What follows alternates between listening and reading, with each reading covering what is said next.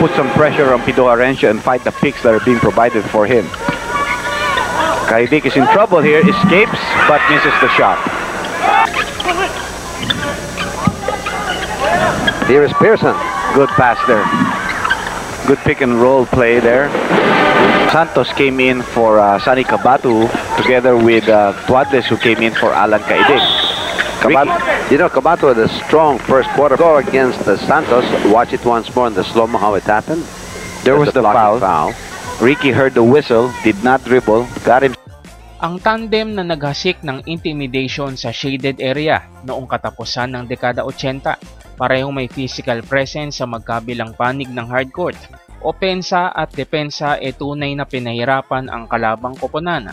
Ito ang saglitan pero kapanapanabik na pagsasanib puwersa ng dalawa sa kinatatakutang enforcers ng PBA, sina Yoyoy Villamin at Ricky Relosa, ang Bruce Brothers ng Alaska. Sa episode na ito, pag-uusapan natin kung paano ba nagsimula at nagtapos ang kanilang duo, gaano sila kahusay at bakit kinatatakutan ang Bruce Brothers ng PBA. Game and a conference high of 31. Villamin, and before he follow-up shots. He is the second most fouled player from the Alaska squad. The first one is Ricky Relosa. He has attempted nearing the 9th-minute mark here in the third quarter. It is counted, says referee Tito Varela. And well, Abby King will have to action tonight. Possible, partner. Abby King on Villamin. Nice hit. Here is Santos. Villamin right there, and he fades away. He goes wild. Good defense also by Yoyo in that play. Him at this point, no? Cabatu on the outside. There's a mismatch in height. Lim is covering him. Good block. Shot blocked by Villamin. On top of the key, Frank Lim has cooled down. Sa Mikaa pa lang kilalang magkaribal na sa paint sina Ricky Relosa at Yoyoy Villamin. 19 anyos pa lang daw si Ricky iniimbitahan na siya ni Dante Silverio sa Toyota Corolla sa PBA, pero sinabi ng kanyang ama na masyado pa siyang bata para maging isang professional basketball player. Kaya naman sumama na lang siya sa national team para irepresenta ang Pilipinas sa international basketball scene. Isa siya sa mga original players ng NCC nang bago pa lang ito nabuo. 1982 nang tuluyan na siyang sumanib sa Toyota Corolla sa PBA. Si Yoyoy Villamin naman ay na-recruit noong 1981 ng kalaban ng Toyota na Crispa Redmanizers. Kahit na bago pa lang sa team na punong-puno ng star players, naluklok ni Yoyoy ang sarili bilang isa sa mga best rebounders ng Crispa at inside scorer. Nanatili siya sa Crispa hanggang 1984 kung saan tuluyan nang na-dissolve ang team. Pero sa panahon na ito na semento na ni Yoyoy ang sarili niya bilang isa sa mga legit big man threat ng PBA para isama sa protected list ng liga kasama sina Mon Fernandez, Manny Victorino at Abet Gidaben. Napunta naman si Yoyoy sa Manila Beer Brewmasters sa pagtiklop ng Crispa. Sa kabilang panig naman na ibenta ng Toyota ang team sa bago nitong owner na binuo naman ang bagong team na tinawag na Beerhausen. Dito napabilang si Ricky ng 1 taon at pagkatapos nito muli silang nagkasama ni Sonny Jaworski nang napunta siya ng Hinebra noong 1985. Sa pagpasok ng Alaska bilang pinakabatang team sa PBA noong 1986, bubuo sila ng team roster sa mga players na nasa unprotected list ng PBA na kasalukuyang naglalaro sa liga at napili nila mula sa Hinebra sina Arnie Tuadles at Ricky Relosa. Sa unang season ng Alaska hindi sila nakarating ng finals bilang rookie team ng PBA. Naging maganda naman ang nilalaro ni Ricky sa una niyang season sa Alaska, kaya nasungkit niya ang Most Improved Player Award sa taon na iyon. Sa 1986 season, nag-average si Ricky ng 11.4 points, 6 rebounds, 3.3 assists, 0.4 steals at 2.4 blocks per game.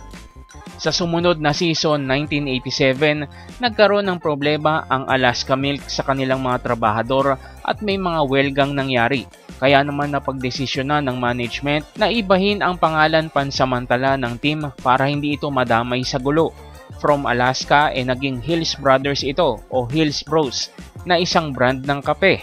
Sa parehong taon, tuluyan namang tumiklop ang Manila Beer at dito nila nakuha ang 3 pang player, sina Adonis Tierra, Tim Coloso at Yoyoy Villamin.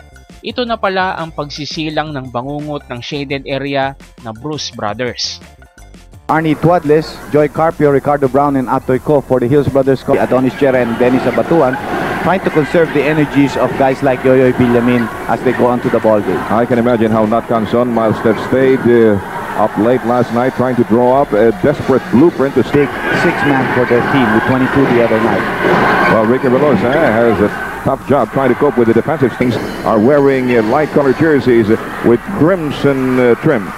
There was a 3-point shot by Ricardo Brown, but he missed. But quick anticipation on the pass. Carpio is there for the follow-up. Another great trail job, or that can be a very demoralizing thing. Psychological factor.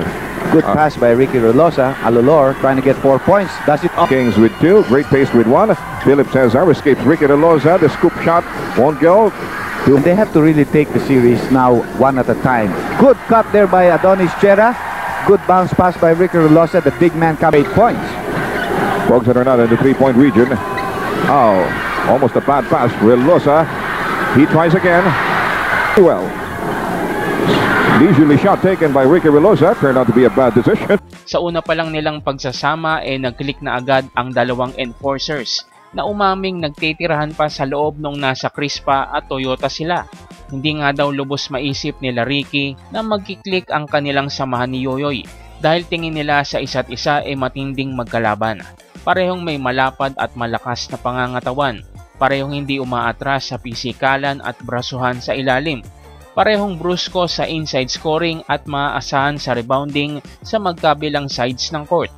Sa 1987 Open Conference nakaabot sila ng quarterfinals at tinapos ang komperensya sa ika-4 na pwesto. Pero sa sumunod na conference sa All-Filipino, tinanghal silang first seed na may record na 7-1 at idineklarang first sa defensive rating ng mga PBA teams. Nakarating sila ng finals at hinarap nila ang number 1 offensive team na Great Taste. Binansagan itong Coffee Wars ng mga komentarista at naging headline ang paghaharap ng Bruce Brothers laban sa Royal Brothers ng Great Taste na tandem naman nila Abby King at The Prince, Philip Cesar. Sa pangunguna nila Alan Caidic, Atoy Co, Abby King, Arnie Tuadles at Philip Cesar, na-sweep sila ng Great Taste Coffee Makers sa score na 3-0. Sa sumunod na conference, muli silang nakaabot ng finals at kinalaban naman ang San Miguel Beermen na tinapos ang serye sa score na 4-1. The two hatchet men taking on each other, and Yoyoy Villamin inaugurates his appearance with a beautiful steal of Philip Cesar, and Saldana comes up with a steal and the fast break points. Good tap from behind by Marty Saldana. Yoyoy picks up the loose ball. Philip Cesar shadowed by Yoyoy Villamin. That's a great matchup right there. The Bruce Brothers versus the Royal Brothers of Great Taste. Alan Caidic gets it right back to Philip. Tight passing here by Great Taste. And we're not invited. Okay. Baseline drive. Abby King gets bludgeoned by Yoyoy Villamin and Ricky Relosa. The Bruce Brothers conspiring against Abby, and they will send Abby to the line. Coffee Makers threatening to pull off another rampage right in this first half. They're up by 9 now. Ricky Relosa comes up with a very important basket. All right, makes his move now against Yoyoy. Oh, he loses the... Ricky Brown wants to take advantage of the mismatch against Donis Tierra, and wow, of the playoff series for the 1987 All-Filipino crowd. A very handsome trophy crafted by Angel Zamora and Sons awaits the winner in this series. And here's Yoyoy Villamin starting hostilities in the round. Abby King, top of the key, hounded by Ricky Relosa. He goes up against the Bruce Brothers. Philip Cesar fails, twice rejected by Mr. Relosa. The Tapal artist getting a big dose of his own medicine. And Yoyoy taking it strong to the hoop. Sa 1987 season, muntik nang maging MVP si Yoyoy, na runner-up sa 1987 season MVP na si Abet Gidaben. Gayunpaman na ipasok naman siya sa mythical first team at si Ricky naman ay nasa mythical second team. Sabay din silang napabilang sa PBA All-Defensive Team dahil na rin sa tindi ng kanilang depensa. Nasemento na ng Bruce Brothers ang presensya nila sa PBA sa unang taon nilang magkasama. Nag-average si Ricky sa 1987 season ng 12 points, 6.8 rebounds, 4.3 assists, 0.3 steals at 2 blocks per game. habang si Yoyoy naman ay nag-average ng 17.3 points, 10.9 rebounds, 4 assists, 0.2 steals at 1.9 blocks per game. Silang dalawa ang cornerstone ng Alaska sa parehong opensa at depensa. Sila ang bahala sa inside scoring, rebounds at depensa sa shaded area, habang nagpo-provide naman ng firepower sina Naning Valenciano, Ponky Alolor, Martes Saldana at Bogs Adornado. And the action continues fast and furious here at the Ultra. It's championship night for the Great Taste Coffee Makers. Double team on Yoyoy Villamin. A pump fake. He cops out, goes out to his Bruce Brother. And Relosa delivers. Yes, scoring from the outside. Pick of Abe King. And Ricky gets him out of the floor. And a deliberate foul called on Relosa. Yes, Mr. Boyais. 57 in the balance for the third period. Bernie Fabiosa is showing a lot of hustle against his counterpart, Marty Saldana. Marty keeps it alive. Here's Yoyoy. Yes. Good attack to the basket by Yoyoy Villamin. You're right. Nat Canson is no longer matching up men. Or is he? It looks like he's going to dispatch Dennis Abatuan at the next dead ball. All right. A great drive by Yoyoy. Yoyoy Just 7 points. 80-73. Yoyoy. He wants isolation against Abe King. This is the colossal meeting between King Kong and Godzilla. Ponky Alolor, he's got the hot hand. It's suddenly blue cold, but Relosa is right there for the recovery and the follow-up. Yoyoy. Let's see. Yoyoy leaning there. There's the Hughes Brothers has to score yet here in the fourth quarter. Good offensive rebound by Yoyoy. All right. Scramble for the loose ball. Sa 1988 season, nakuha nila sa off-season sina Ray Lazaro, Willie Pearson at B-Boy Ravanes. Habang napili naman nila sa PBA draft, ang big man na si Adriano Dong Polistico. Kahit naging maganda ang output ng Bruce Brothers sa season na ito, hindi na sila muling nakatikim ng pagbisita sa finals. Nagtapos ang 1988 season na third sila sa Open Conference, third sa All-Filipino at fifth naman sa Reinforced Conference. Sa puntong ito, nakakaranas na din ng mga injuries ang bawat Bruce Brother at ito ang dahilan ng pagbaba ng kanilang mga numero.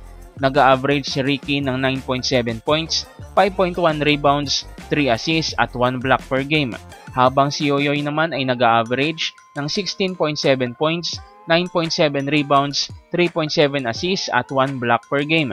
Ang 1989 season na pala ang magiging hudyat ng pagbabago ng karera ng Bruce Brothers. Nakuha nila sa draft pick ang exciting at very athletic na si Bong Alvarez. Ito rin ang pagpasok ng bagong coach ng Alaska na si Tim Cone. Madaming mga pagbabago sa sistema ng team. Nawala ang mga gwardya na sina Naning Valenciano, Ponky Alolor at napaltan ng mga new breed ng guards gaya nila Rick Marata, Eric Altamirano at Elmer Cabahug. Dahil sa bagong coach at bagong sistema, tila nagkaroon ng rebuilding stage ang Alaska at hindi na sila nag-focus sa Bruce Brothers. Si Bong Alvarez na ang bago nilang franchise player. Sa 1990 season, dahil unprotected muli si Ricky Relosa at may bagong buong team na naman sa PBA na Pepsi Hotshots, napunta si Ricky sa Pepsi na naging hudyat ng formal na pagtatapos ng Bruce Brothers era. Si Yoyoy naman dahil na rin sa kanyang injury sa tuhod, binitawan na rin ng Alaska isang taon pagkatapos nilang binitawan si Ricky. Mas pinabura ng Alaska ang mga batang player at namamayagpag na si Paul Alvarez bilang franchise player ng Alaska na umi-score ng 71 points sa isang laro. Naka-4 na season si Ricky Relosa sa Alaska at nag-average ng 9 points, 5.2 rebounds, 3 assists, 0.2 steals at 1.5 blocks per game.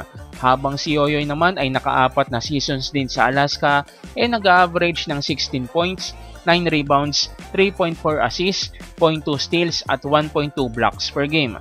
Especially in the part of Abe King, he looked for the open man.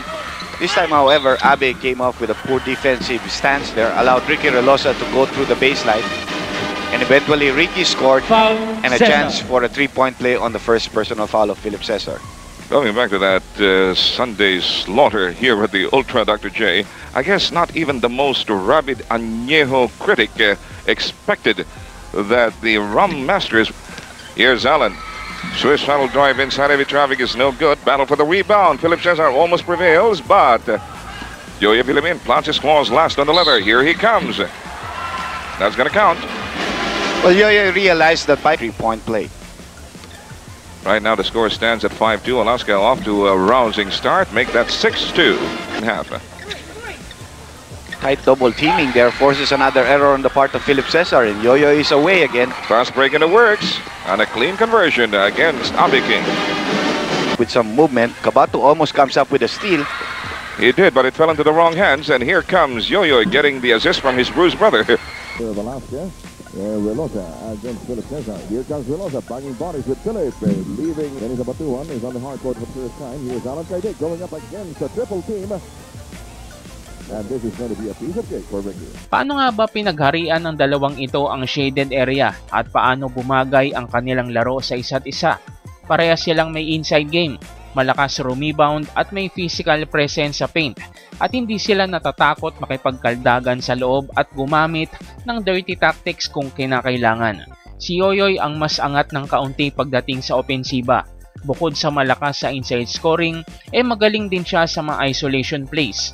Habang si Ricky naman nakilala sa mga epektibong mid-range shooters ng PBA sa kanyang henerasyon. Matalino maglaro si Ricky at kaya niyang gumawa ng mga opportunities sa kanyang mga kakampi. Magaling siyang mamasa ng mga bounce pass sa mga kumakat niyang kakampi sa driving lanes. Mas nakafocus si Yoyoy sa opensa habang sa depensa naman si Ricky. Pero kaya nilang gampanan ang parehong parte kung hinihingi na sitwasyon. Ang maganda sa pagsasama nila hindi sila nag-aapaka ng paa o hindi pinapairal ang ego sa paglalaro. Mas importante sa kanila ang manalo sa kahit anong produksyon ang nagawa nila para sa team. Nakakamangha na ang dating magkaribal nagsama sa isang team at natulungan ang isa't isa para umangat ang kani-kanilang laro. Mula 1986 hanggang 1988 season, ang Bruce Brothers ang naging franchise player ng Alaska na nakatutok sa depensa at inside presence. Nagampanan naman ito nila Relosa at Villamin. Umiikot ang team sa presensya nilang dalawa. Kung hindi nga lang sa injuries, siguradong mas nagtagal pa ang pagsasama ng dalawang ito. Sinubaybayan mo ba ang tandem ng Bruce Brothers? Share mo naman sa comment section kung bakit nagustuhan mo sila o mga bagay na natatandaan mo sa kanila. Marami pong salamat sa pakikinig at panonood. Magkita-kita tayong muli sa susunod na video. Basket in this ball game, but Yo-Yo Villamin quickly wrests back the lead for Amercabahog. Leo Austria. Okay, good catch by Ricky Relosa. Tremendous defensive stance by Philip Cesar. Play, but you know, that's anybody's ball game. Four of them, they all have equal chances. Of course, these two, you must give them a little advantage. Good play there for Villamin. Only 4 seconds. Same goes probably too for Willie Pearson, who really has been burning the iron in the last several games of Alaska. And here comes Ricky Relosa beating the clock. That was good play there by Ricky Relosa. Another baseball pitch there. Yoyoy Villamin running interference and letting the ball go out. That would be his second personal, and watch that very unorthodox pick set up by Ricky Relosa. Has to play tighter defense. They're allowing the inside game of Great Pace to get away with bloody murder. You would say there's Yoyoy with his favorite Hapalong Cassidy shot. Possibly a conference high if he stays with this kind of intensity. Naning Valenciano scrambling for the loose leather. Ricky Relosa has a piece of cake. Good play there. Well, tonight, I understand they are coming out in full force. Including the fact that their coaches back 3. 11 points for Yoyo in this ball game. Make that 12 right now.